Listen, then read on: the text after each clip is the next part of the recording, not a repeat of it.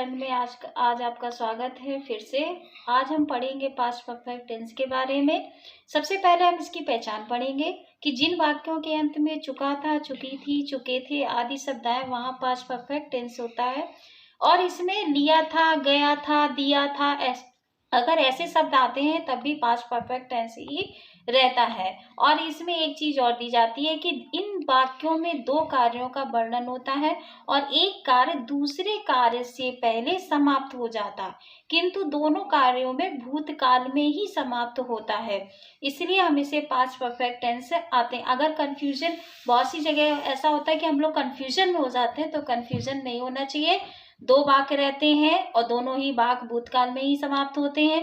इसकी helping verb होती है हैड और मेन वर्ब की हम लोग थर्ड फॉर्म लगाते हैं। इसका एग्जाम्पल होता है तुम्हारे आने से पहले मैं घर जा चुका था। एक चीज और याद रखिए, अगर वाक्य के बीच में पहले शब्द आए तो पहला वाक्य मेरा पास्ट परफेक्ट में बनता है और दूसरा वाक्य पास्ट इंडेफिनिट में बनता है। तो इसमें सबसे पहले ये ध्यान देंगे कि कौन सा वाक्य पहले हो रहा है, कौन सा कार्य पहले हो रहा है। तो सबसे पहले ध्यान दें कि तुम्हारे आने से पहले मैं घर जा चुका था, यानी घर वह पहले गया है और आया वो बाद में है। तो सबसे पहले हम बनाएंगे मैं घर जा चुका था। तो मैं की स्पेलिंग होती है I had gone to home before you came, यानी कि पहला वाक्य हमारा पास्ट परफेक्ट में बना, फिर बिफोर के बाद मेरा जो वाक्य बना वो पास्ट इंडेफिनिट में बनता है। ये बात ध्यान रखने वाली है। और दूसरा वाक्य, अगर वाक्य के बीच में बाद शब्द आए तो उसमें हम पहला वाक्य पास्ट इंडेफिनिट में बनाते हैं और दूसरा वाक्य पास्ट परफेक्ट में बनाते हैं, यानी कि उसका हम जस्ट अपोजिट कर देते हैं। आफ्टर बीच में लगाते हैं। तो सबसे पहले हमारा पीछे वाला वाक्य बने राम स्कूल जा चुका था, तो Ram went to school after Shyam had gone. अब इसका हम निगेटिव सेंटेंस बनाएंगे। तो निगेटिव मेरा एग्जाम्पल दिया हुआ है, सीता के आने से पहले गीता गाना नहीं गा चुकी थी। तो पहले शब्द लगा हुआ है, इसलिए हम पहला वाक्य बनाएंगे गीता नहीं गाना नहीं गा चुकी थी। तो Gita had not sang the song before Sita came. और इसे साधारण वाक्य भी बना सकते हैं, जैसे राम पढ़ने नहीं जा चुका था, तो Ram had not gone to read. अब हम आगे पढ़ेंगे पास्ट परफेक्ट का ही इंटेरोगेटिव सेंटेंस पढ़ेंगे। पास्ट परफेक्ट इंटेरोगेटिव सेंटेंस हम कैसे पढ़ेंगे, इसके हम एग्जाम्पल ले लेते हैं। बकाया वैसे ही नियम रहते हैं, सारे नियम।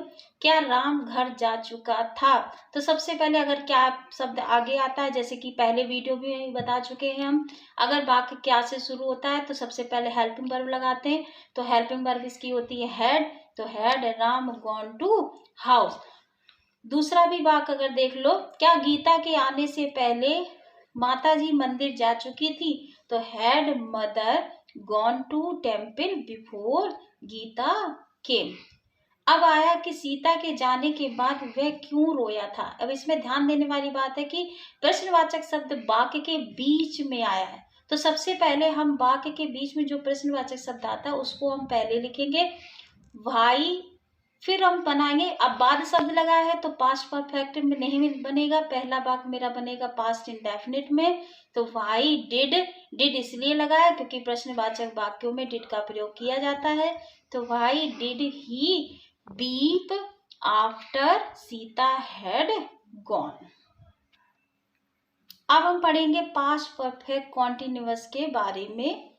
इसमें लिखा है, इसकी हम सबसे पहले पहचान पढ़ लेंगे कि जिन वाक्यों के अंत में रहा था, रही थी, रहे थे आदि शब्द आए वहाँ पास्ट परफेक्ट कॉन्टिन्यूअस टेंस होता है। और इसमें क्या होता है कि काम के जारी रहने का समय दिया जाता है, जैसे कि लिखा हुआ है पहचान में कि काम के जारी रहने का समय दिया जाता है। अब इसकी हेल्पिंग वर्ब होती है हैड बीन।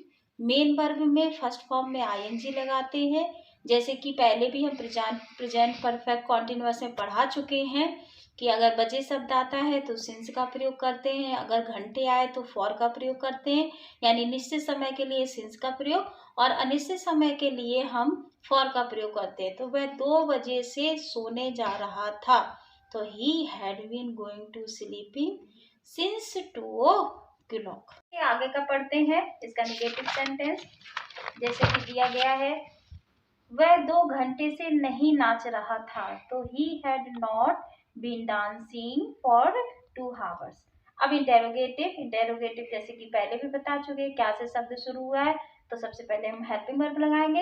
हेल्पिंग वर्ब हमारी होती है हैड, फिर हम बनाएंगे फर्स्ट सब्जेक्ट, तो had he been singing song for 2 days। वह क्यों कानपुर 2 घंटे में पहुंच रहा था, तो why had he been reaching for 2 hours। आज का वीडियो हम यही समाप्त करते हैं। अगर हमारा वीडियो पसंद आया हो तो आप उसको लाइक कीजिए, शेयर कीजिए, सब्सक्राइब कीजिए। और अगर आपको मेरे पहले के वीडियो देखने हैं तो मेरे यूट्यूब चैनल में पड़े हुए हैं, आप उस पर देख सकते हैं। जो चीज़ आपको समझ में नहीं आई है आप मेरे व्हाट्सएप नंबर पर भेज सकते हैं। मेरा व्हाट्सएप नंबर है 9536821265। Like a Hellcat.